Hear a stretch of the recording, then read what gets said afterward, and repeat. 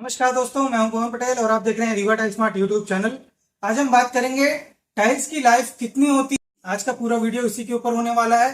अगर आप चैनल में नए आए हैं तो चैनल को सब्सक्राइब जरूर करिएगा। वीडियो अच्छा लगे तो वीडियो को लाइक और शेयर जरूर करिएगा। चलिए वीडियो को स्टार्ट करते हैं।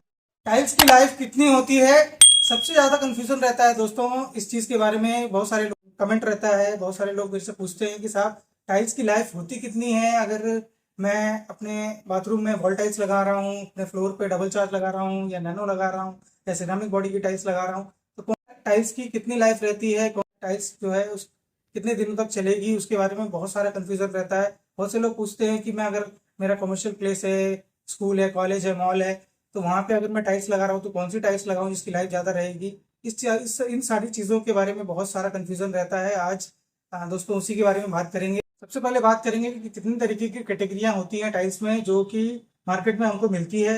जैसे कि वॉल टाइल्स मिलती है, सिरामिक टाइल्स मिलती है, विट्रीफाइड टाइल्स मिलती है। तो ये तीनों अलग अलग कैटेगरियां हैं। जैसे कि वॉल टाइल्स जो होती है उसमें आपको वॉल में जो टाइल्स लगती है 12-18 साइज की, 10-15 साइज की, 12-24 साइज की, ये वॉल टाइल्स होती है। ये बेसिकली सिरामिक बॉडी की टाइल्स होती है। इसका जो वाटर ऑब्जॉर्प्शन होता है वो लगभग 10 से 18% होता है। इसलिए जो वॉल टाइल्स होती है उसकी जो स्ट्रेंथ होती है वो बहुत कम होती है। उसको हम फ्लोर पे नहीं लगा सकते हैं, उसको सिर्फ वॉल के लिए लगाया जा सकता है। फिर उसके बाद बात करते हैं सिरामिक टाइल्स के बारे में। सिरामिक टाइल्स जो होती है वो उसका भी जो वाटर ऑब्जॉर्प्शन होता है वो लगभग 4 से 5% के करीब होता है।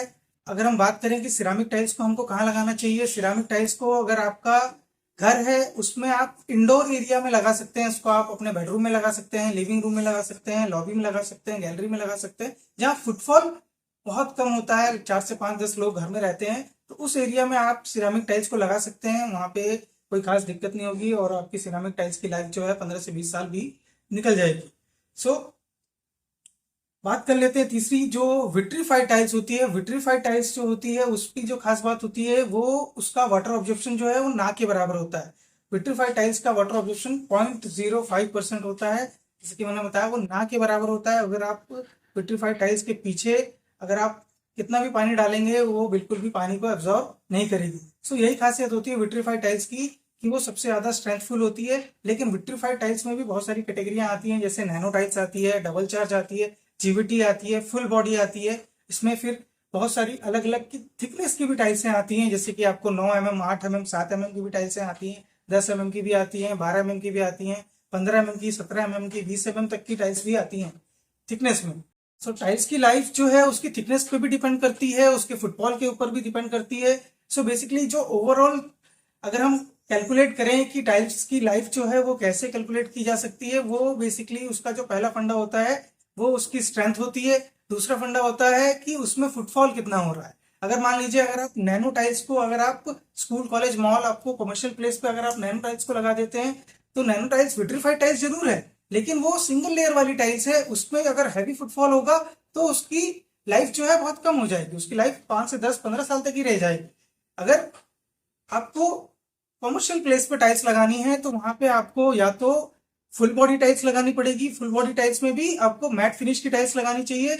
और अगर आपका बजट थोड़ा कम है तो वहां पे आप जीवीटी टाइल्स लगा सकते हैं। जीवीटी में जो है आपका मैट फिनिश में, रस्टिक फिनिश में, सैटिन फिनिश में आपका बहुत सारी अलग अलग वेरायटियां आपको मिल जाएंगी। सो मैट फिनिश की टाइल्स इसलिए मैं बोल रहा हूँ क्योंकि मैट फिनिश की टाइल्स जो होती है वो स्क्रैचलेस होती है, उसमें स्क्रैच कम आते हैं। तो जो हैवी ट्रैफिक वाले जो एरिया होते हैं वहां पे बहुत सारे लोग आते जाते रहते हैं, तो वहां पे ट्रैफिक बहुत ज्यादा है तो स्क्रैचेस आने की संभावना बहुत ज्यादा बढ़ जाती है। अगर वहां पे आप ग्लॉसी टाइल्स लगा देंगे, हाई ग्लॉसी टाइल्स लगा देंगे, तो उस पे स्क्रैचेस आने की समस्या हमेशा बनी रहेगी और उसकी वजह से टाइल्स की लाइफ कम हो जाएगी। इसीलिए मैं आपको कह रहा हूँ कि वहां पे आपको मैट फिनिश की टाइल्स लगानी चाहिए, चाहे वो जीवीटी लगाइए चाहे आप फुल बॉडी टाइल्स लगाइए। अगर आपका बजट बहुत अच्छा है तो आप हमेशा कमर्शियल प्लेसेस पे, चाहे वो स्कूल हो, कॉलेज हो, मॉल हो, रेलवे स्टेशन हो, बस स्टैंड हो, वहां पे हमेशा आपको फुल बॉडी टाइल्स लगानी चाहिए। और फुल बॉडी में भी आपको बहुत सारी अलग अलग थिकनेस की टाइल्स मिल जाएगी। आपको 10 mm, 12 mm, 15 mm, 17 mm तक की टाइल्स मिल जाएगी और वहां पे आपको फुल बॉडी टाइल्स ही लगानी चाहिए।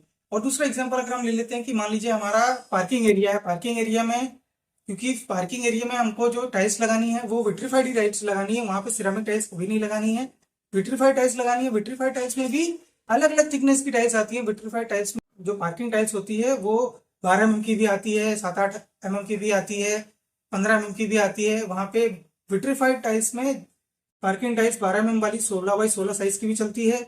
और अगर आपका बहुत हैवी ट्रैफिक वाला एरिया है, जैसे मॉल है, वहां की पार्किंग में आपको ओपन एरिया पार्किंग है, तो वहां पे अगर आपको टाइल्स लगानी है तो वहां पे आप फुल बॉडी की 15 mm 17 mm वाली टाइल्स लगाएं, जिसकी लाइफ आपको ज्यादा मिलेगी, कम से कम 20 से 15 साल, 15 से 20 साल आपको उसकी लाइफ वहां पे मिल। सो गाइस, आपने समझा कि कहाँ पे किस तरीके की टाइल्स लगानी है। अगर आपको बाथरूम में टाइल्स लगानी है वॉल पे, तो आप वॉल टाइल्स लगाइए, जिसका वाटर ऑब्जर्वेशन लगभग 10 से 18% रहता है, तो वहां पे नमी बनी रहती है, तो इसलिए वॉल टाइल्स को वॉल पे लगाने के लिए सुटेबल है, कोई दिक्कत नहीं है, चलेगा। वहां पे आप वॉल टाइल्स लगाइए, लेकिन वॉल टाइल्स को फ्लोर पे कभी मत लगाइए।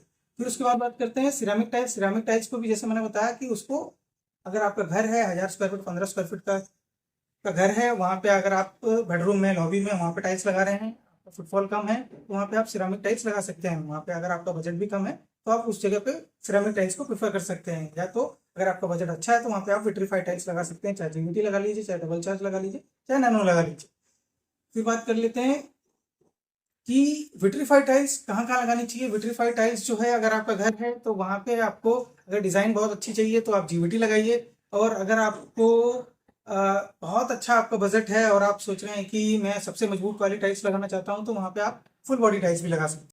तो गाइस, आपको ये समझ में आ गया होगा कि जोन सी टाइल्स का वाटर एब्जॉर्प्शन कैपेसिटी जो है वो ज्यादा होगा, तो वो टाइल्स की स्ट्रेंथ कम होगी। सो जिस टाइल्स की वाटर एब्जॉर्प्शन कैपेसिटी सबसे कम होगी, ना के बराबर होगी, तो उस टाइल्स की स्ट्रेंथ ज्यादा होगी।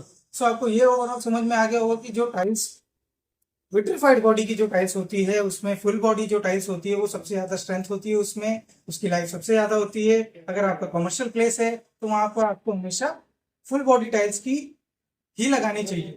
सो गाइज, आपको समझ में आ गया होगा कि कौन सी टाइल्स की लाइफ कितनी होती है, कौन सी टाइल्स हमको कहाँ लगानी चाहिए। आशा करता हूँ अगर आपको वीडियो अच्छा लगा होगा तो वीडियो को लाइक जरूर करिए, चैनल में नए आए तो चैनल को सब्सक्राइब करिए। आपके किसी भी दोस्तों को अगर इस वीडियो को शेयर जरूर करिए, ताकि मुझे मोटिवेशन मिले। और अगर आप चैनल में नए आए तो चैनल को सब्सक्राइब जरूर करिए। और अगर आपको किसी तरीके का भी डाउट है और आपको कोई कंफ्यूजन है, आपको कुछ समझ में नहीं आ रहा है, तो आप मेरे से कमेंट बॉक्स में जरूर पूछिए, मैं आपको कमेंट बॉक्स में उसका रिप्लाई जरूर करूंगा। चलिए मिलते हैं किसी नए वीडियो में। आज के लिए धन्यवाद।